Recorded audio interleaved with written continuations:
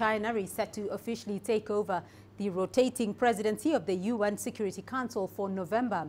China is considering holding open sessions on strengthening multilateralism and on the issue of peace and security in Africa. According to a statement released earlier by the Foreign Ministry, there will also be deliberations on the situations in Syria, Libya, Iraq, Lebanon, the Middle East, and Bosnia, Herzegovina, and the Sahel region. The Security Council was established after the Second World War to create a collective mechanism for global security governance. Well, Liling Tan is standing by for us in New York, and for more on the deliberations at the UN Security Council.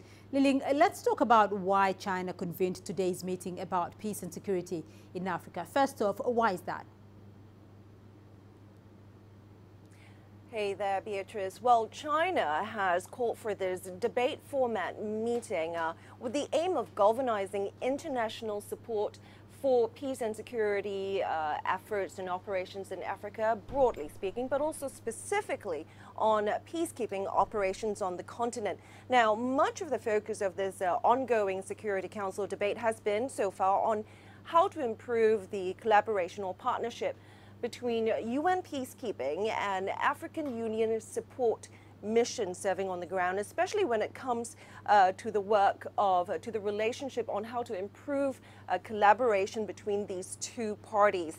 Now, China wanted participants to use this format to explore ways to look at how AU can better support UN peacekeeping operations in many of these conflict areas, but also point out and stress to Council members the importance of respecting African nations' sovereignty and their leading roles when it comes to managing their own peace and security issues. Now, another area of focus was in improving coordination between peacekeeping forces on the ground and political processes of host countries.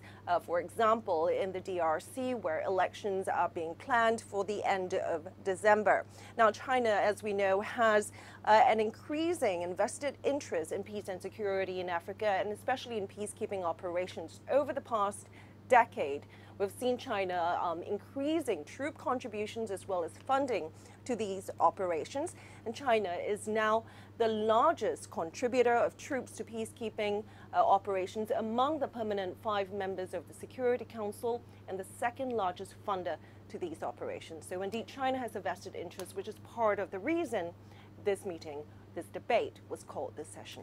Beatrice? Well, Liling, we've seen China increasing troop contributions, as you've mentioned, and about 2,500 Chinese peacekeepers are now serving in complex missions in South Sudan, in Mali, Sudan's Darfur region, and the Democratic Republic of Congo. So what is China's plan in supporting conflict resolution in Africa, while countries like the US are reducing their troops?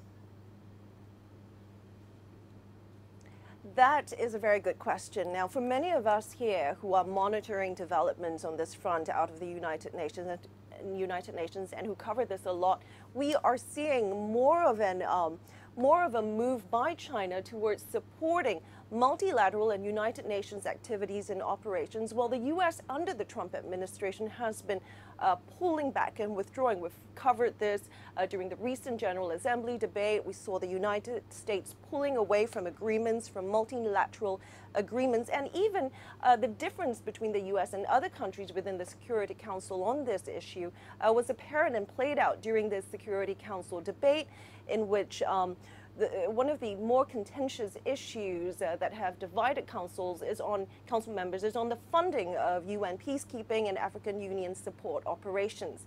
African countries are trying to push for developing some sort of a funding mechanism to provide sustained financing to AU support missions and operations, but the United States has been very strongly against allocating UN funds to these AU support operations. So I understand a resolution is being negotiated, and that perhaps we may have a resolution or an answer to this contentious issue at some point.